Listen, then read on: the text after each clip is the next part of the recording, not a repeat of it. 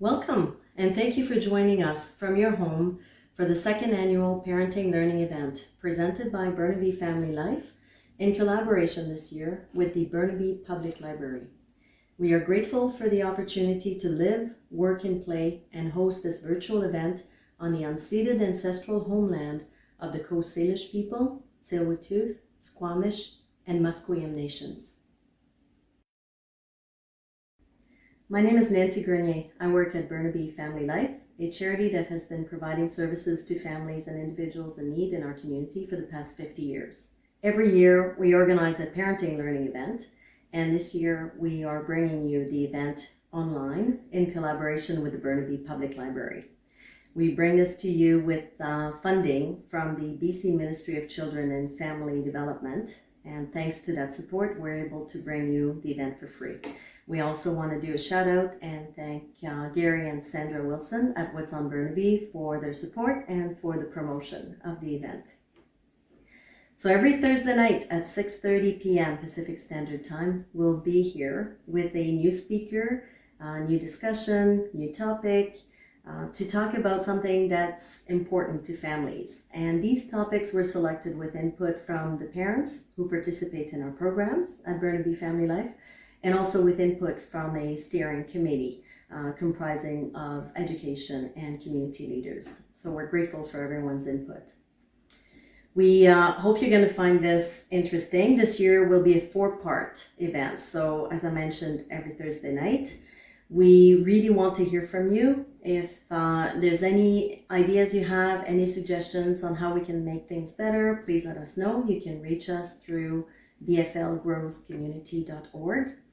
And also, if you don't have time to stay with us tonight, the program is scheduled to run until 8 o'clock. If this is too much time for you to dedicate to us, then please access the recording on the website, so you'll be able to watch the session at your convenience. So get comfortable, and let's go over to Sangeeta, who's going to get us started with tonight's program. Thank you, Nancy, and hello, everyone. Tonight's topic is the power of self-compassion, and as Nancy mentioned, this is the first of a series of 4 talks that aims to encourage parents to sustain their resiliency during and beyond the pandemic. This parenting learning event is also a part of our ongoing effort to provide parents and caregivers with the tools they need to support the healthy development of their children. Throughout the pandemic, we have adapted and continue to reinvent our family resource and parenting programs to help you feel supported and connected as we get through these challenging times. And so today we bring you Georgianna Lee, a counselor and coach who has worked with individuals and families in Canada and internationally for more than 16 years. She is now working as a parent support counselor at Camry Child and Family Services, and she also has a private coaching practice and teaches for rising women. To learn more about Georgianna and her work, please follow the link for her bio at bflgrowscommunity.org/PLE2021. Following Georgianna, we will hear from Vicki Donahue of the Burnaby Public Library, and then we'll reconvene for a discussion with Georgianna. For that segment, we'll be able to receive your questions in the comment section just below this window. So please send us your questions. And now, without taking up any more time, let's go to Georgianna for this evening's talk about the power of self-compassion, the importance of treating ourselves with kindness, and how it allows us to move through life and parenting with more joy and ease. Thank you, Sangeeta. It is so exciting for me to be here to talk about one of my favorite topics, the power of self-compassion. That was such a beautiful introduction. Thank you. I'm excited to join you all here live. I'm curious if you want to share, where are you watching us from? As you type in the chat, I've got a great team that's going to pass your comments along to me. So it's always nice for me to have an interactive experience with you. So if you'd love to comment, please do that. And it also helps us all feel a little bit more connected with each other when we share those comments. So let me tell you a little bit about myself before we dive into the topic.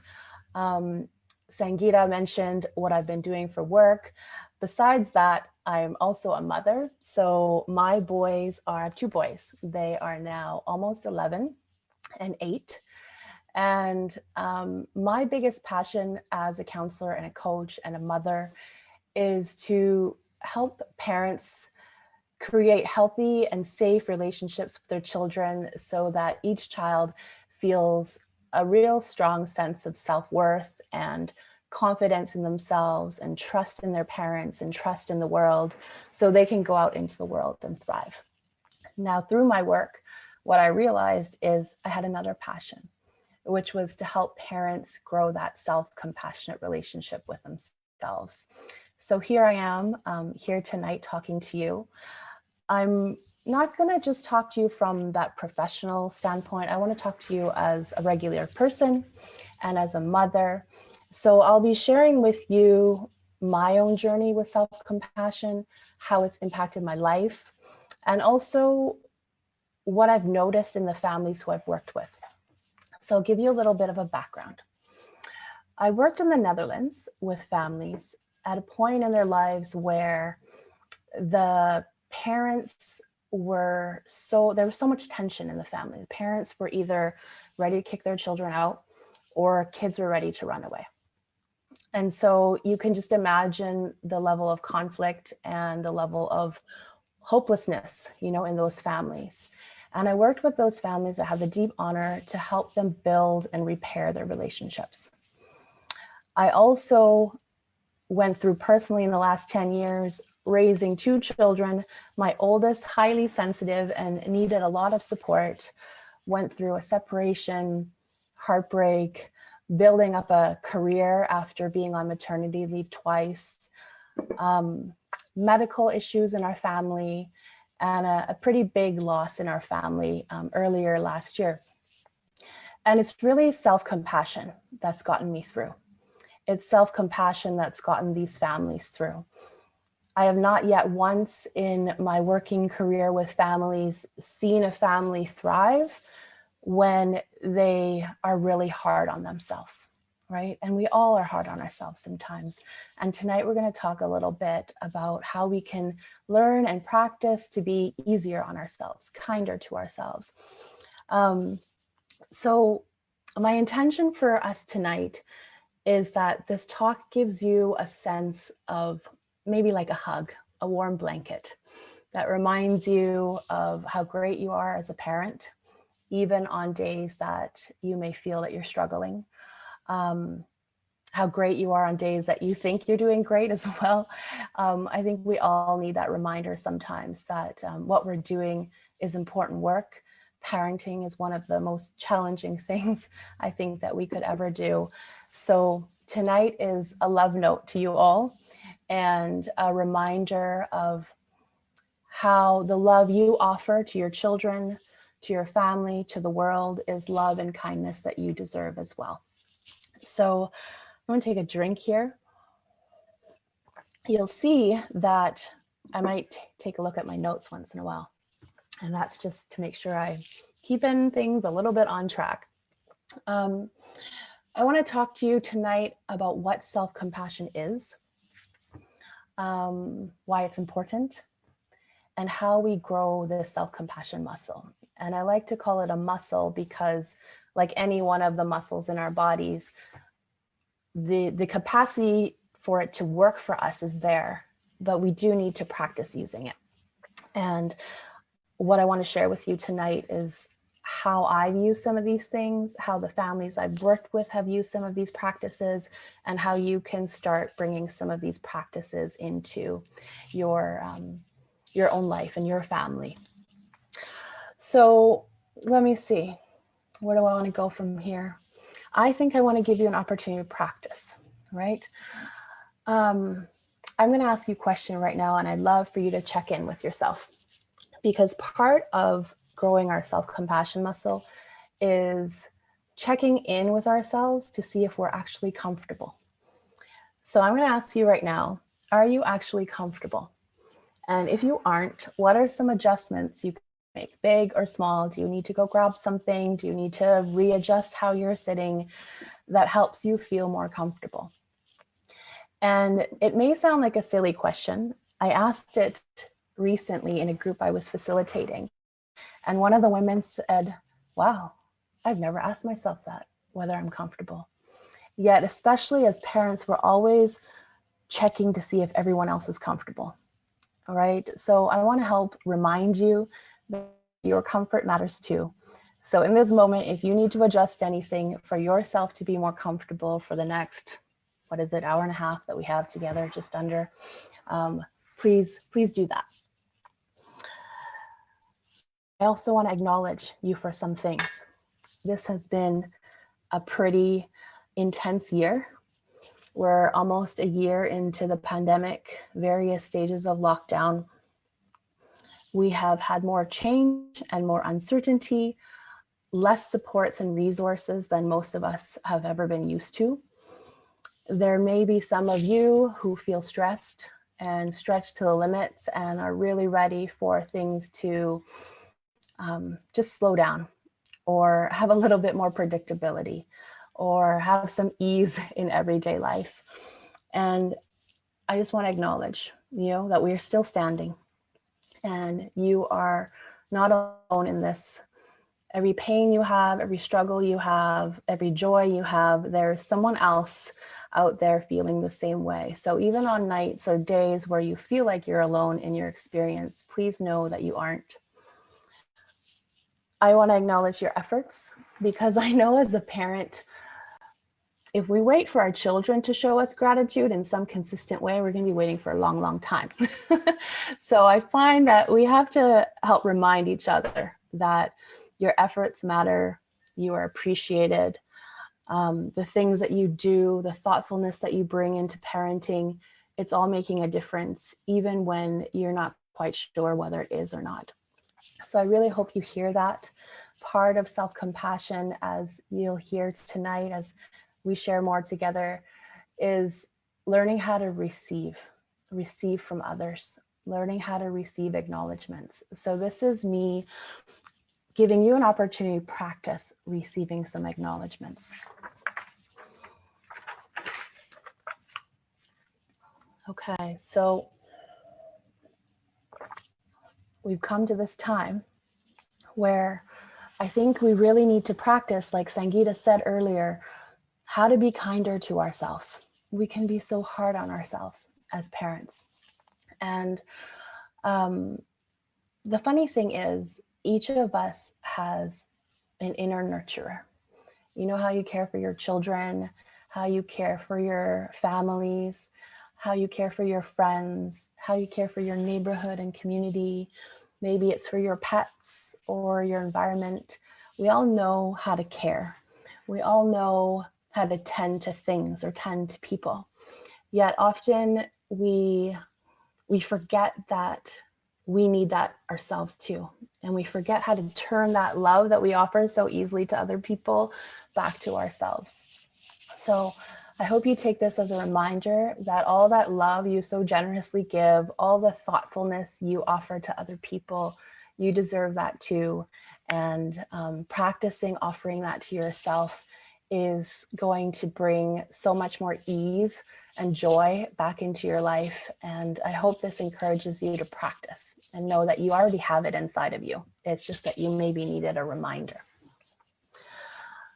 Another thing, I'm laughing as I look at my notes because all I see in bold is, we're worried that we're going to mess up our children. I'm wondering how many of you have ever had that thought, oh my gosh, I'm going to mess up my children. And sometimes I joke with people, especially if those of you who are watching from Canada, I don't think it is that I need to set up an RESP for my children. I think I need to set up a counseling fund, right? I think we're all going to have good days and bad days as parents. If we talk to our kids as when they're adults, they're going to have some things they loved about us and some things they wish were totally different. And that's just the experience of parenting. What's great is to remind ourselves that our kids don't need us to be perfect. And if you take nothing else away from tonight, I hope that you take that one piece away, is that it's okay to be human. It's okay to mess up. It's actually a real big gift to our children to see that people we love and admire can mess up, and they can have willingness and courage to come back and repair it. And it shows them that relationships aren't damaged when someone messes up, you know, that we all have a chance to repair.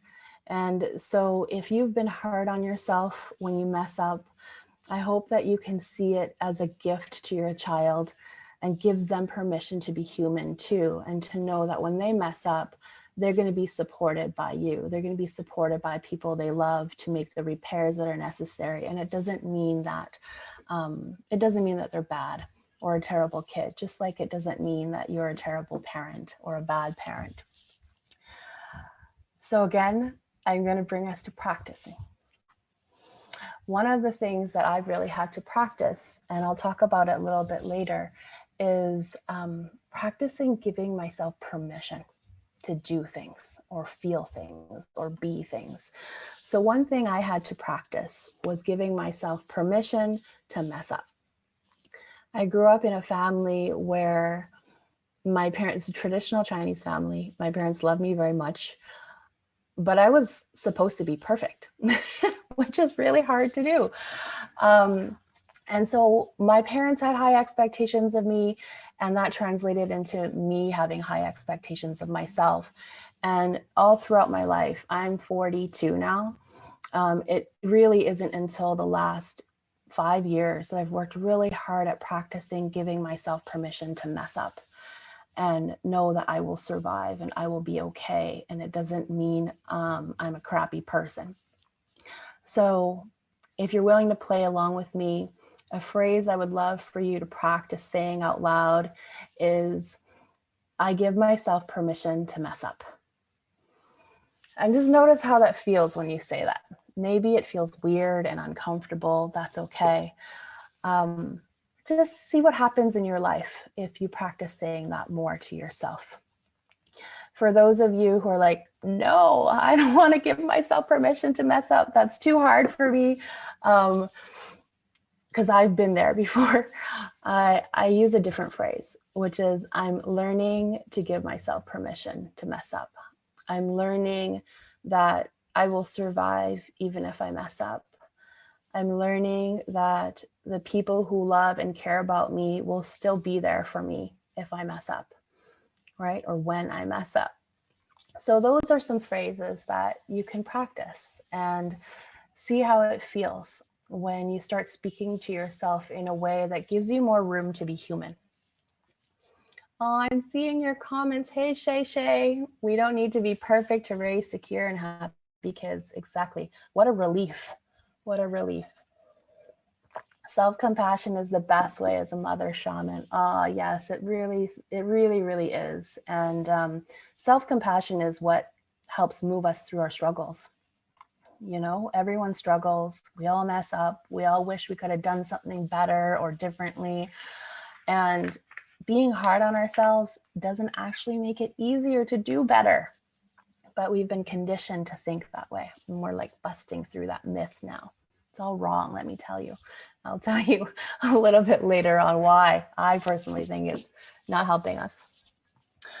Let's see, where does that leave us? Oh, this piece. So our kids, they need us not to be perfect. They need us to have the willingness and courage to repair things with them when we mess up. And that's also going to be what shows them how to do that. We're going to be modeling to them, hey, when you mess up, it's not the end of the world. These are the things you have to do in order to fix it. I posted today in a women's group asking people, what would you like to hear about when I talk about the power of self-compassion? And one amazing mother said that what she learned was that self-accountability and self-compassion can go together. Right? So we can be responsible adults, responsible parents, and be compassionate to ourselves at the same time. And I think that that's a really beautiful thing that we can teach our children. You know, that We do need to be responsible when we hurt someone's feelings, and we can also be kind to ourselves when something like that happens, because it's going to happen to all of us. Another thing that I think is really important, this piece, I feel it. I'm like pausing before I share it with you because I feel it in my heart, which is our children need us to take care of ourselves so we can take care of them. Like that part, I think we get. People talk about it, you know, put on the airplane, oxygen mask in the plane before you put on anyone else's. But I'm curious whether we know how to actually do that in day-to-day life, and whether we do that, right? And later tonight, I'll share with you some things that I have been practicing that have helped me put on that oxygen mask for myself first. But the thing that really touches my heart is when our children see us and hear us being kind to ourselves, they learn how to be kind to themselves. They learn how to be their own best cheerleader, right? And so when they're no longer in our homes, they carry with them their own internal cheerleader, because they've listened to us and they've watched us be kind to ourselves, even when we mess up. They've watched us take care of ourselves so that they know it's important to take care of themselves. And I think that that's a real big gift that we can offer to our children. So that brings me to this power. We call it a power, I like to call it the power of self-compassion. Why is it so powerful?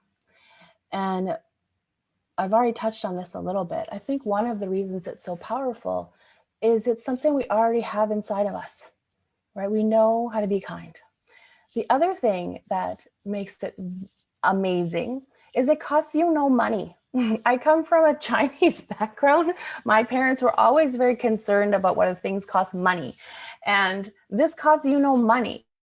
You know, you don't need anyone for it. It's something you can practice. And yes, if you have friends and community who can also help you practice, that's great.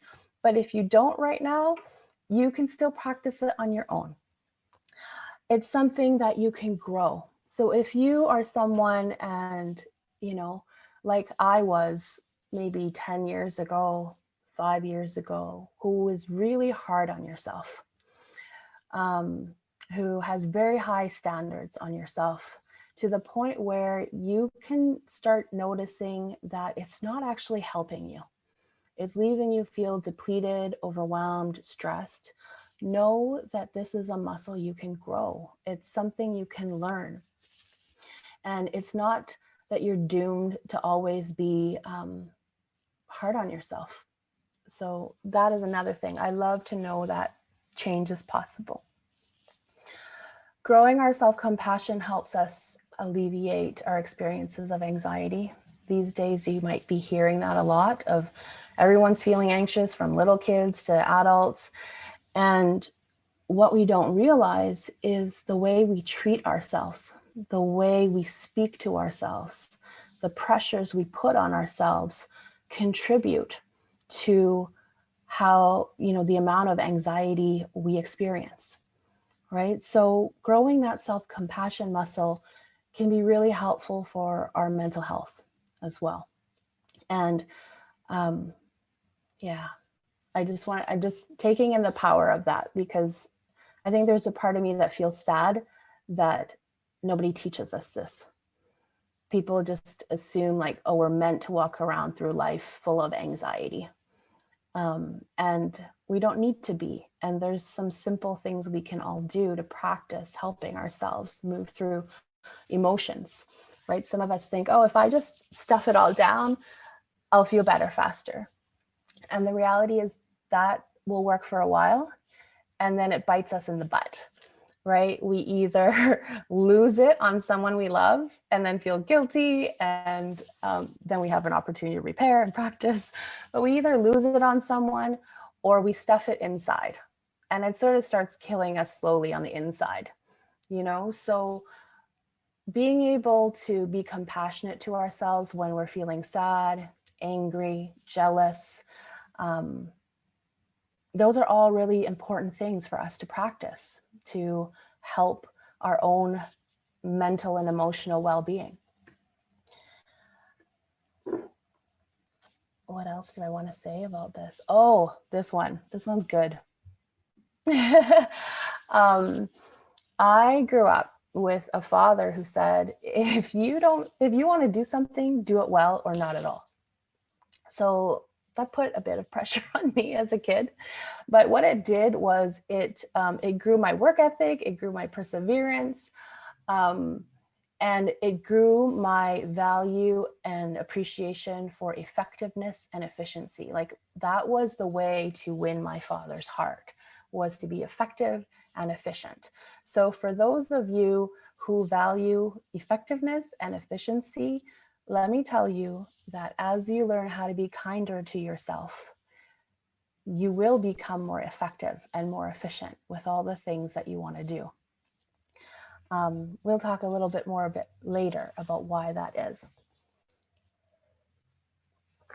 Oh, there's a bunch of you watching. I'm just seeing the numbers. It's nice to know that you're here and you're watching. I'm curious, how are things landing so far? Are they making sense? I have voices in my ear telling me that I'm doing a great job. So that's amazing. So for me, what self-compassion is really all about is reminding ourselves that it's okay to be human. We're not meant to be robots that do everything perfectly. We're not meant to be robots that can just go, go, go and never take a break, right? I really, really struggled learning that. I was someone who needed myself to be perfect, did not know how to sit down and take a break because I was taught that taking a break was considered lazy. And I really had to practice doing a lot of these things. Aw, thank you. You love the way that I teach. Thanks a lot. That's very sweet to read. I had a very loud inner critic. I'm curious whether any of you have a loud inner critic, you know, that said, I need to do more. I need to do better. I should have done that this way instead. And it felt like there was never any rest.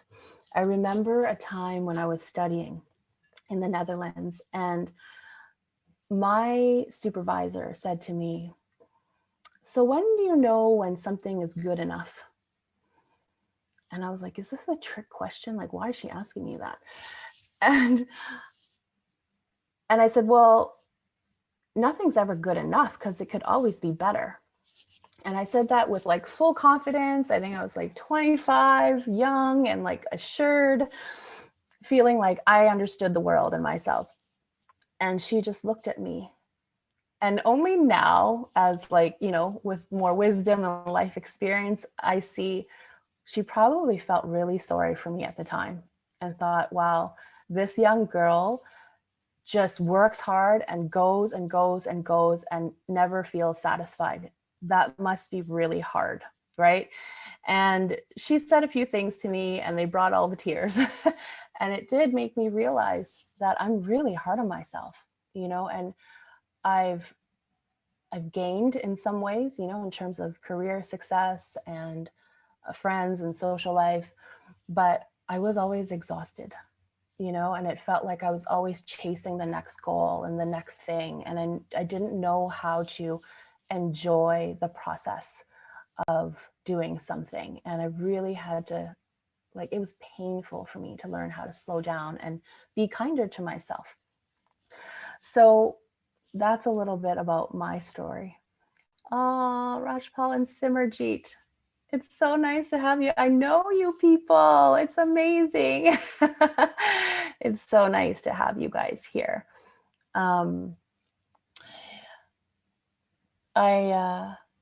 Yeah, and it just left me feeling really overwhelmed in life. I don't know if you guys feel overwhelmed in life, you know, because of your inner critic and all the pressures you put on yourself. And I just feel like life is hard enough. People are putting expectations on us enough. why am I making my own life harder by saying all these mean things to myself and holding myself to these unrealistic expectations? So we're going to bust through that tonight and say no more. Okay. I wrote down a few things of how I define self-compassion.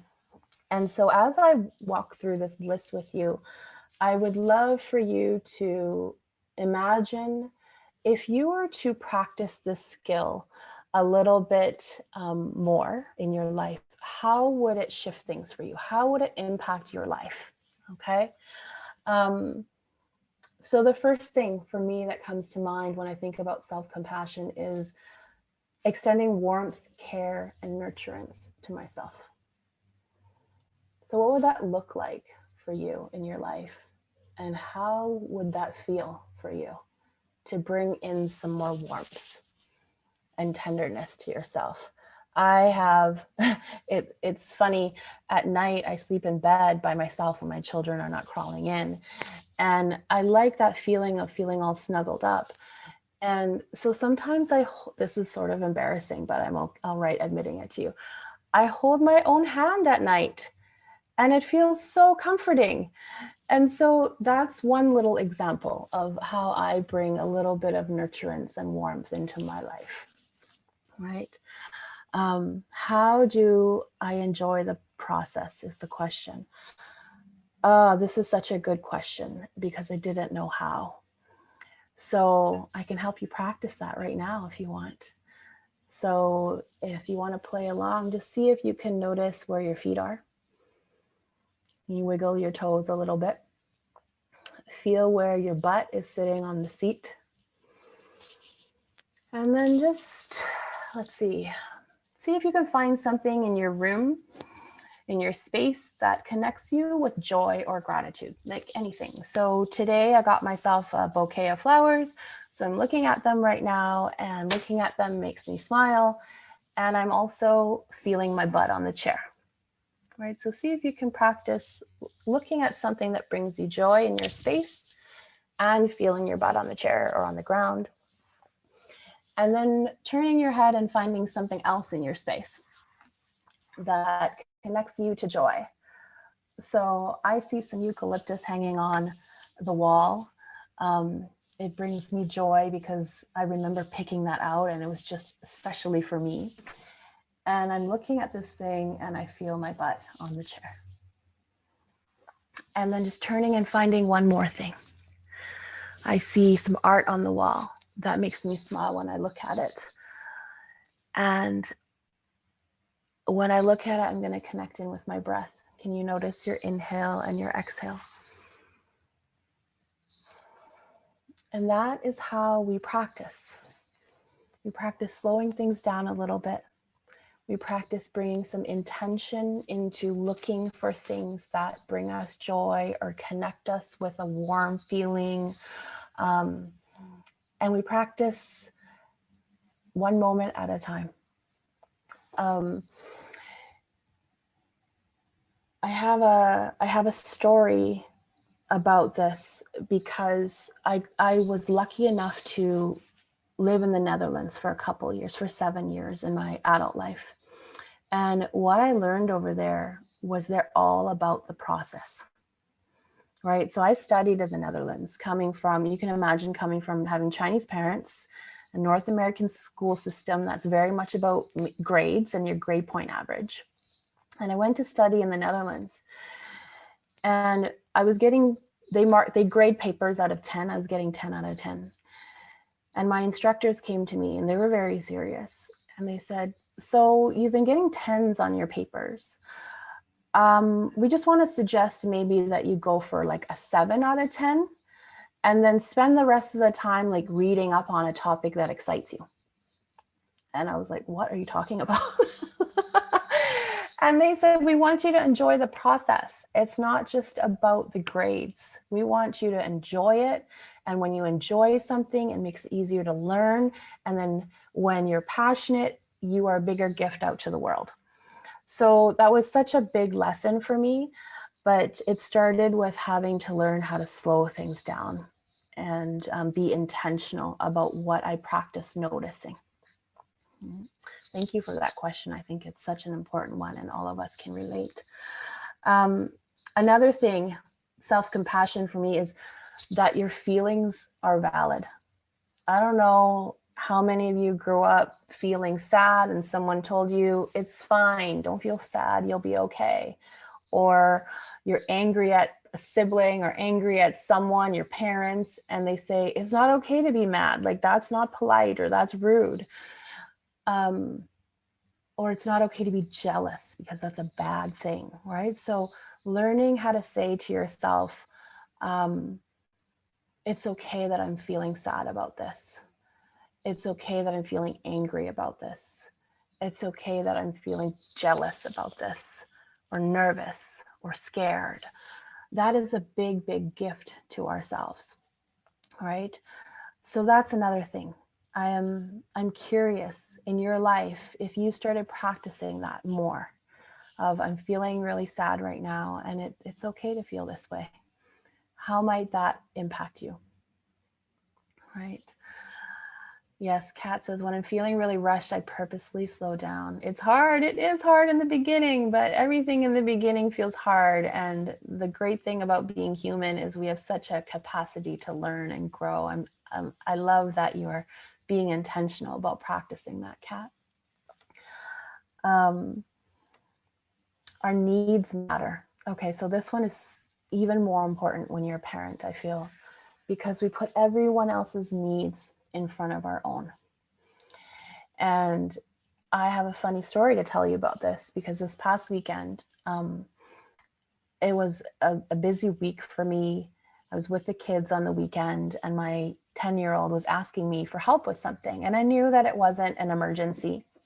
It wasn't urgent. So I told him, yeah, I'll come out in a bit. And he went off and did his thing. Excuse me. Then he came back. He's like, Mom, can you help me with this thing? And I said, yeah, I'll come out when I'm ready. And he said, but you're doing nothing. And I took the opportunity to correct him. I said, wait a second, bud. I'm not doing nothing. I'm doing something that's actually really important. I'm laying down on the bed and I'm watching a show that makes me laugh because I need a break, right? And I will come help you when the show is over and all will be good. And it was really important for me to add that extra piece in because I could have just said, yeah, I'll come out after my show or, just do XYZ until I'm ready. But I wanted to take the opportunity to help him see it from a different perspective, that it wasn't his mother laying in bed doing nothing. It was his mother laying in bed, taking a moment to herself to have a break, and how important that is for our children to see us doing. So that's how I've been practicing that my needs matter too, right? My needs for rest matter too. The next thing I have on here is that we deserve love and support. Now, I grew up thinking that I had to do it all by myself. And what was valued in my household was to be strong and to be independent. And my parents loved me, but weren't really the encouraging type in how, the way I wanted to be encouraged. They would try to encourage through comparing me to my cousin or criticizing me and saying, hey, you got an A, why didn't you get an A+, right? So that need for encouragement I didn't really get growing up. And so I sort of learned, well, you're just supposed to figure it out yourself, right? And I want to share with you an example of how I practiced that tonight. Is I was coming into, getting ready for this presentation, feeling excited and also a bit nervous because the setup for me is different. I don't get to see your faces. I don't get to interact with you in the way that I'm used to. So I was feeling a bit nervous about that. And I thought, you know what? I just want some encouragement. So I texted my group of women who I facilitate a weekly women's group. I texted them and I said, this is literally, I think, what I texted. Who wants to tell me how amazing I am? Because I'm feeling a little bit excited and nervous and I would love to just hear what you have to say. And I got flooded with all these messages of these women who I love telling me, why they loved me and how they knew I would do great.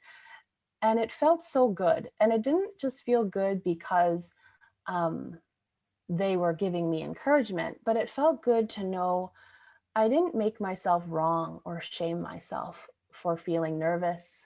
I didn't make myself wrong or weak for needing encouragement. And I went out and I took initiative and I asked for something that I need, and then I got it. And that is for me such an empowering feeling to have, So I want you to think about, how might you practice receiving more love and support in your life right now? Oh, Ashley says, right now my needs are to be here with you. That's beautiful. Thanks, Ashley.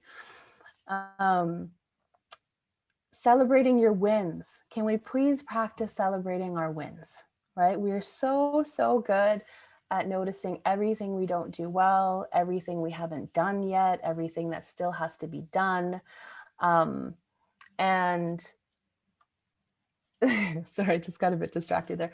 And we want to practice celebrating our wins, right? I'm being told to check something, so I'm going to check something. Do I need to check something? Okay, I'm not being told to check something. Okay, all good. I'm back with you.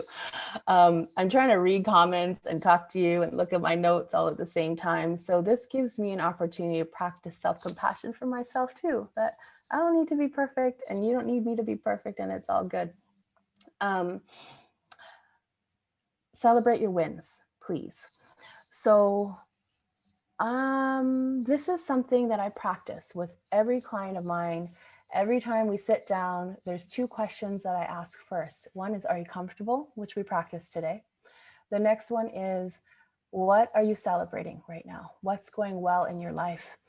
And it gets to the point where my clients get so used to it that back in the day when people would drive to appointments, they would say, I got in the car and I was driving to come see you. And I was already thinking of, what am I going to celebrate today? Georgianna is going to ask me, what am I celebrating? And it got them in the practice, in the habit of noticing the good things and noticing their own contribution to good things in their life. So that's something to consider too, and start practicing. Appreciating your own strengths and your superpowers. If you do not know what those are yet, because sometimes we think that everything we're good at is actually not that big of a deal and it's normal, then I encourage you to ask a few people who you trust to tell you 3 things that they love about you. And then I'm going to add on some extra homework for you to practice, is when they tell you what they love about you, practice saying thank you. Because often we'll say, oh no, it's not that big of a deal and that's normal. We got to practice receiving these compliments. But also practice looking at examples from the past where you have been that. So if someone says, something I love about you is that you're so supportive. Take a look at that statement and see when in your life you've been supportive to someone.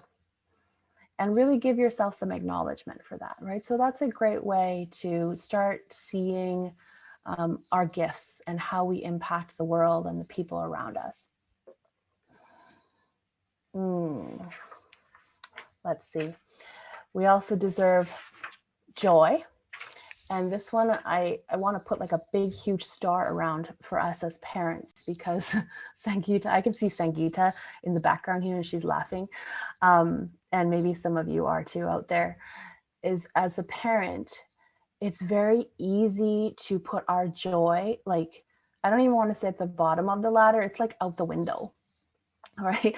So what's really important is to start connecting with what it is that brings you joy. And you might notice that you've lost that connection a little bit since being a parent, and that's okay. It just means that you have the opportunity now to practice rediscovering who you are now and what brings you joy. And I want to share with you what it's like. My mom, she didn't have anything outside of me and my brother that brought her joy.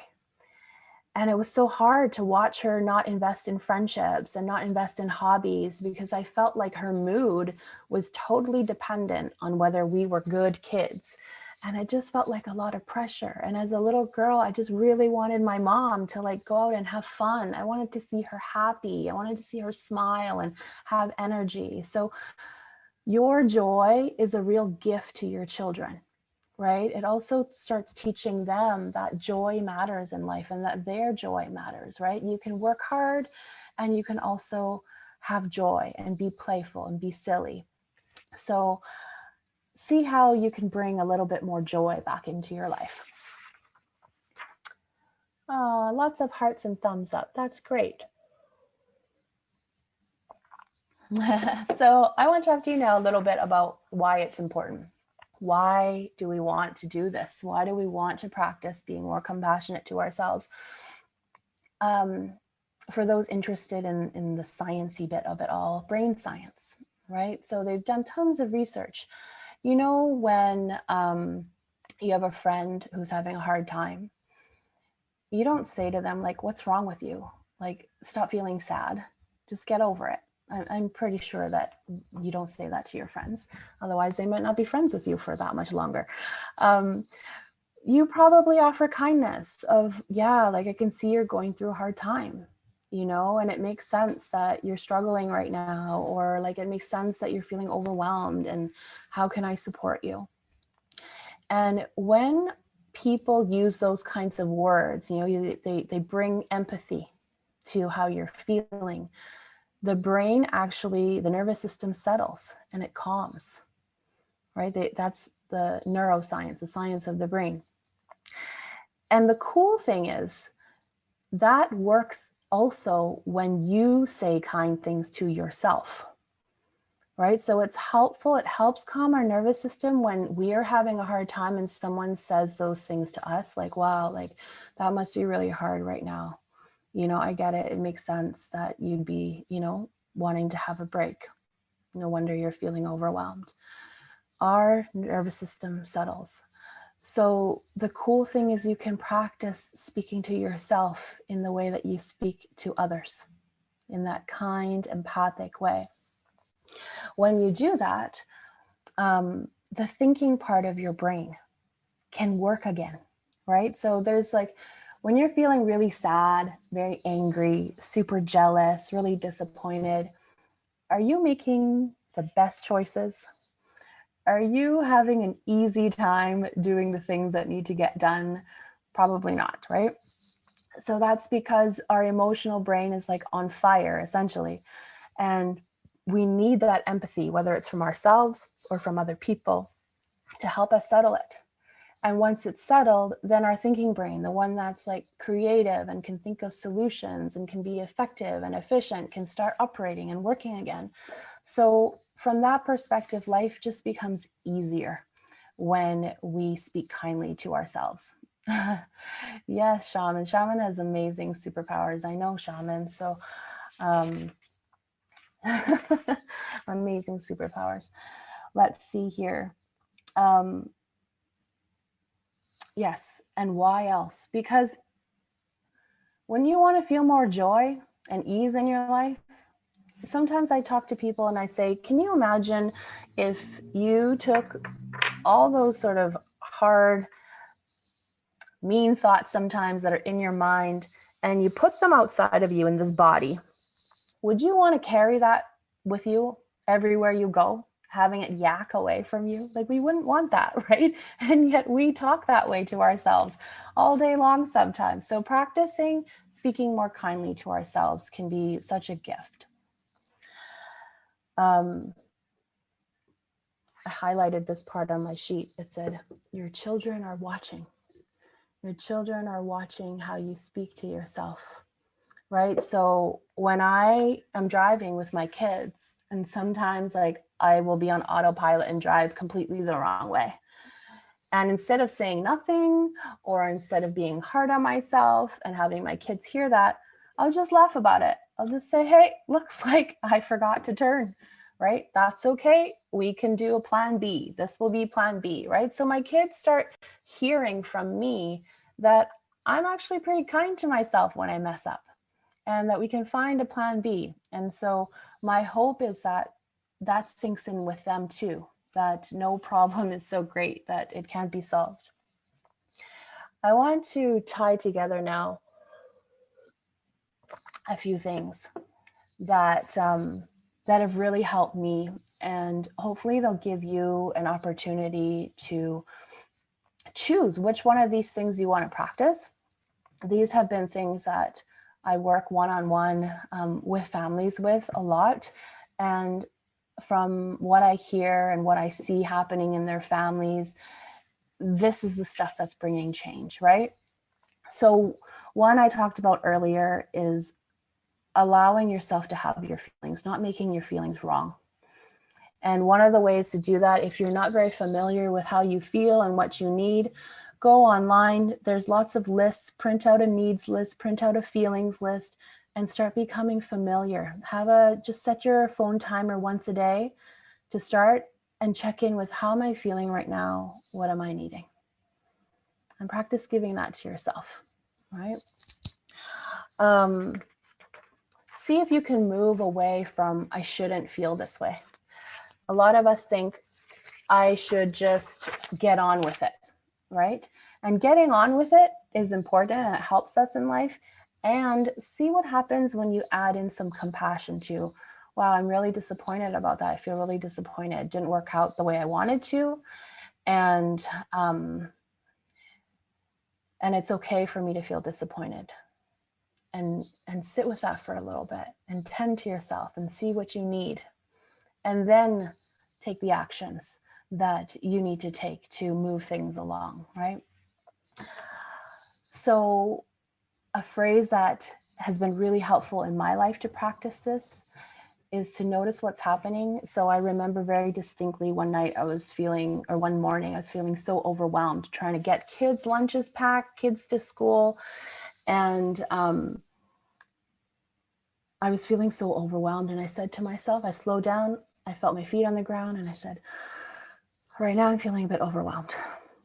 And that's because for me, I wish there was just more smoothness in the morning routine. And then these are the powerful words, no wonder. So please start adding no wonder to your vocabulary. No wonder I'm feeling overwhelmed. And it's okay. And just notice when you say no wonder, right? Or if like that thing was so disappointing, I was so looking forward to that, right? Because I was looking forward to connecting with that person. No wonder I feel sad and disappointed. Notice when you use no wonder how your body feels. Often you'll feel like it wants to take that deep sigh. And that's how you know that you're helping your nervous system. You're helping yourself settle. The next piece is looking at whether the expectations you put on yourself match the reality, match your current reality. We often have such high expectations of ourselves. And what I notice is we generally don't adjust those to reflect what's going on in our lives. So what is going on in your life personally right now? What season or phase are you in? What season of life is your family in? Are you going through a stressful time? Is someone sick? Are there stresses with jobs? Where is your child or your children developmentally? And do your expectations match where they're at developmentally? Right? Because when our expectations, I'm gonna use my hands here, when our expectations are really far away from our reality, the gap in between is a lot of frustration.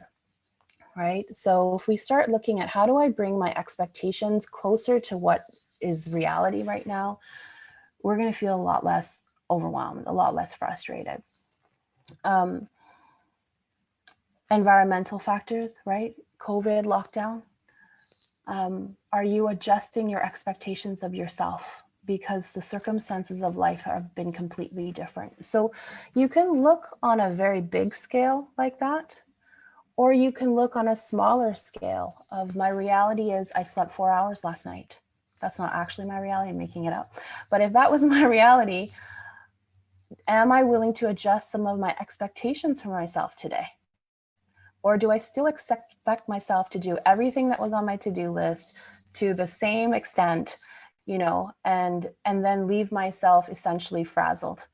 We want to practice setting ourselves up for success. And how we do that is to have a good look at our reality and be willing to adjust our expectations to better match that. So that's something that you can play with. Another one is replacing our shoulds. I should do this more. I should do that more. I shouldn't do this. And even as I'm saying these I shoulds, I feel my body feel more tense. And we are saying I shoulds to ourselves all day long, all the time. And what I had to practice was I'm giving myself permission. So instead of I should do all these things, I'm giving myself permission to choose the 3 things that are most important for today. Right? Or if I'm giving myself permission feels hard for you, you can practice with those other words that I suggested earlier, which I'm learning to give myself permission, right?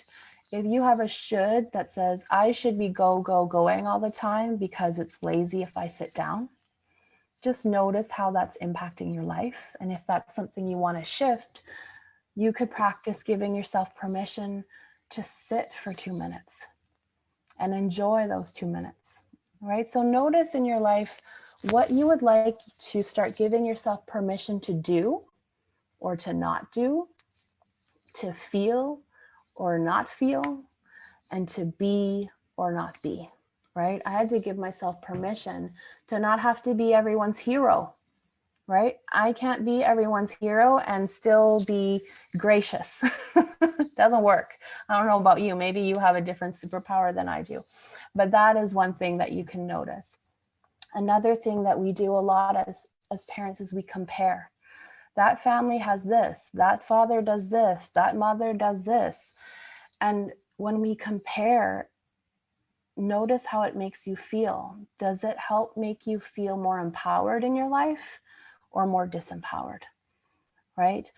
We are human beings wired to notice things. So there's nothing wrong with that. But see if you're noticing in a way that adds value to your life and helps you feel better, or if you're noticing in a way that makes you feel worse about yourself and about your life.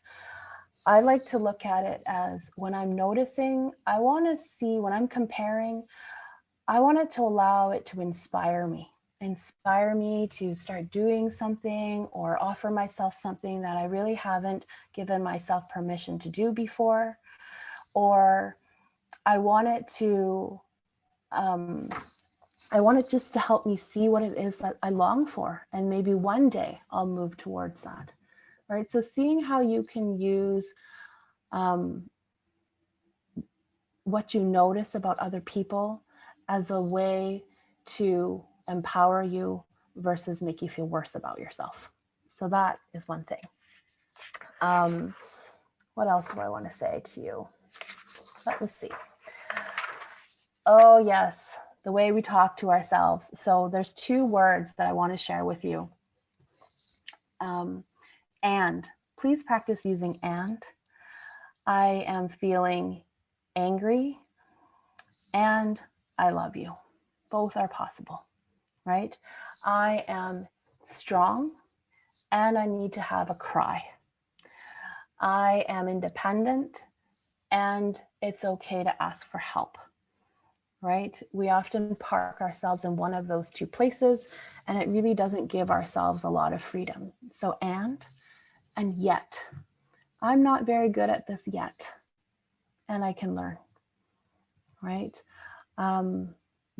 Those are some words I give myself permission to. No wonder, and yet have been really helpful for me in my life. And then the last thing? I think this is probably the last thing I want to share with you is baby steps, because we try to take on tasks that are too big and then we feel overwhelmed and then we don't do them and then we shame ourselves. So please choose something small and practice with something small and know that everything you do, it matters and you are a good parent.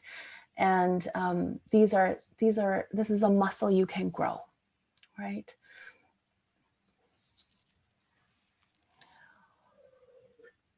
taking a bit of a drink here, but those are my main things I want to share with you. I hope that gave you something to work with, something to play with. I hope it reminds you that you're good as you are and you're doing great things for your family. I think we're going to shift in a second to someone else talking on your screen. So just so you know why I'm not talking. Thank you. Thank you so much, Georgianna.